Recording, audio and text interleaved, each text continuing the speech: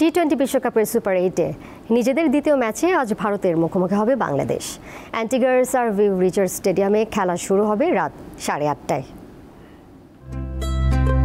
বাংলাদেশ ভারত ভৌগোলিক অবস্থান থেকে দুদেশই বন্ধুপ্রতিম, তবে ক্রীড়াঙ্গনে কেউ কাউকে এক বিন্দু ছাড় দিতে নারাজ। আর লড়াইটা যখন বিশ্বমঞ্চে তখন নিজেদের শ্রেষ্ঠত্ব প্রমাণে মরিয়া দুদলই। সুপার 8-এ নিজেদের প্রথম ম্যাচে অস্ট্রেলিয়ার কাছে টাইগারদের হার বৃষ্টি আইনে, তাতে সেমিফাইনালে যাওয়ার পথ কিছুটা কঠিন হয়ে গেছে শান্তদের। তবে এখনো আশা শেষ হয়ে যায়নি। ফর্মে আছেন টাইগার লেগ স্পিনার রিশাদ, কম যাচ্ছেন না পেসার তানজিম সাকিবও। আর ব্যাট হাতে সাকিব শান্তরা নিজেদের মেলে ধরতে পারলে ভারতের বিপক্ষেও জয় সম্ভব।